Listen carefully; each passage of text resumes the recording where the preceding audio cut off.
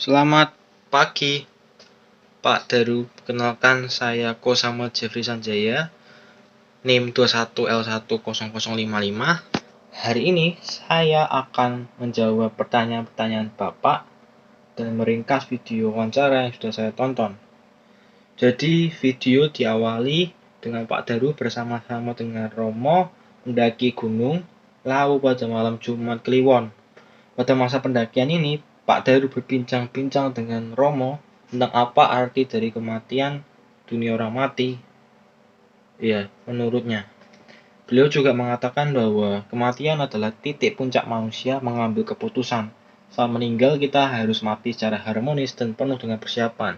Intinya, kita harus hidup dengan harmonis dan tidak boleh tertunda. Karena jika kita mati mendadak seperti kecelakaan dan kita tidak siap, maka kita akan kebingungan untuk memilih jalan. Beliau juga menceritakan tentang arwah-arwah yang pernah dia temui, seperti ada arwah yang sudah meninggal lama pada zaman Yesus, tetapi masih belum menemukan jalan terang. Beliau juga mengatakan bahwa kita, orang-orang yang masih hidup, sangat dibutuhkan untuk menentukan nasib orang yang sudah meninggal. Karena orang yang sudah meninggal tadi tidak bisa menentukan nasibnya. Salah satu yang bisa dilakukan orang hidup untuk orang yang sudah mati adalah mendoakannya agar dosa-dosa mereka dapat diampuni dan agar mereka dapat menemukan kasih Tuhan serta jalan. Segitu aja untuk video wawancaranya, dan untuk pertanyaannya saya akan menjawabnya dari sisi Kristiani dengan kitab saya, Alkitab. Hai, yang pertanyaan pertama, makna kehidupan. Mengapa manusia hidup? Orang yang tidak memiliki tujuan hidup itu jelas sama seperti orang yang berenang-benang di tengah laut tanpa arah yang jelas dan kemungkinan akan terdampar di suatu tempat yang tidak diharapkannya. Sekalipun kebanyakan orang beranggapan bahwa mereka memiliki tujuan hidup, tetapi kebanyakan meletakkannya pada sasaran yang tidak tepat. Pada umumnya, orang berjuang keras dan berusaha sekuat tenaga untuk mengejar namanya kekayaan, kekuasaan, harga diri, atau keluarga yang seringkali disertai dengan pengejaran gelar atau pendidikan tinggi. Seringkali orang yang memfokuskan dirinya untuk ketidakpuasan pada makna dan tujuan hidupnya itu karena mereka meletakkannya sebagai tujuan tertinggi di hidupnya. Jadi pertanyaannya, ya kan, apa yang menjadi tujuan hidup manusia di dunia ini? Atau lebih spesifiknya, apa tujuan utama hidup orang Kristen di dunia ini? Jadi menurut Kejadian 1 ayat 27-28, itu sejak awal penciptaan Allah memberikan mandat kepada manusia, yaitu untuk memenuhi bumi dan mengelola seluruh alam ciptaannya. Namun jauh daripada sekadar mendirikan pernikahan dan berkeluarga atau beranak cucu serta mengelola bumi, tentu ada tujuan yang lebih utama dari semua itu. Dengan kata lain, bagi orang Kristen, pencapaian cita-cita kedudukan dan kekuasaan, kekayaan, atau kesuksesan bukanlah tujuan hidup yang utama. Semua itu hanyalah alat untuk mencapai tujuan yang lebih utama. Jadi apa? Ya kan, jadi apa? Jawabannya itu adalah untuk memuliakan Allah dan menikmati Dia selamanya. Saya ulangi, untuk memuliakan Allah dan menikmati Dia selamanya. Maksudnya, fokus dari jawaban ini adalah untuk memuliakan Allah yang harus menjadi tujuan utama dari semua aktivitas dan gerak hidup orang Kristen. Hal secara sederhana dapat ditemukan di 1 Korintus 10 ayat 31 yang berbunyi demikian. Jadi entah kamu makan atau minum atau apa saja yang kamu lakukan, lakukanlah semua itu untuk kemuliaan Allah. Oke, pertanyaan kedua, yaitu makna kematian. Mengapa manusia harus mati?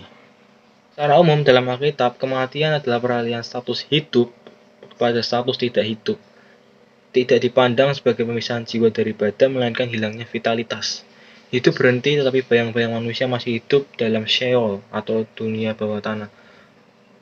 Orang-orang yang meninggal bukan lagi jiwa yang hidup sebagaimana statusnya sejak ia tercipta, 1 Korintus 15:45, sebab ia sudah ditinggalkan oleh roh dan yang kembali kepada Allah dan satu-satunya yang tidak pernah mati. Kehidupan dan kematian adalah dua realitas eksistensial yang harus dijalani oleh setiap orang.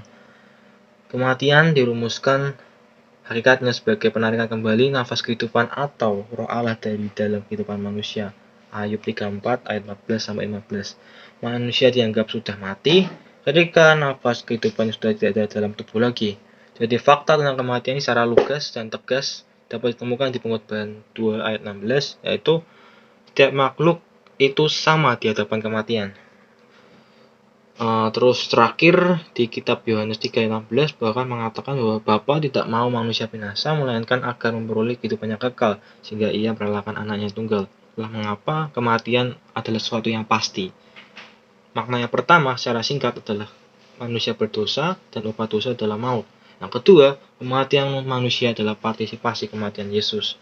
Dari perspektif iman Kristiani, di Filipi 1:21 menegaskan bahwa bagiku hidup adalah Kristus dan mati adalah keuntungan. Pertanyaan 3 terakhir. Makna keselamatan. Apa arti keselamatan?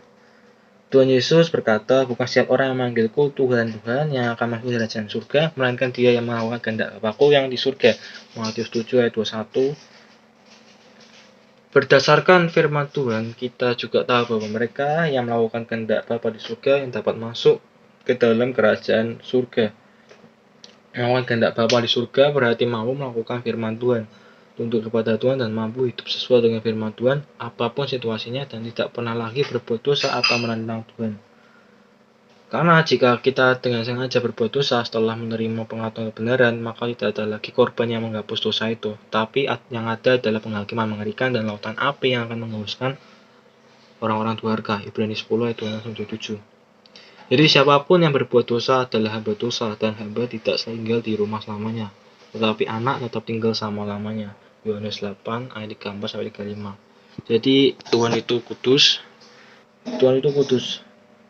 Di Alkitab juga berkata, tanpa kekudusan tidak ada manusia yang dapat melihat Tuhan atau keselamatan. Jadi jika orang sebelum ditahirkan dari dosa-dosa mereka, dan mereka masih sering berbuat dosa dan menentang Tuhan, apakah mereka dapat diselamatkan? Apakah mereka layak masuk kerajaan surga? Jelas tidak bisa. Hanya setelah mereka ditahirkan dan dilahirkan kembali dan diampuni dosa-dosanya, barulah bisa menjadi kudus dan masuk dalam kerajaan surga. Maaf jika ada salah kata. Baik, sekian itu saja yang bisa saya sampaikan. Saya undur diri. Terima kasih. Sampai jumpa minggu depan.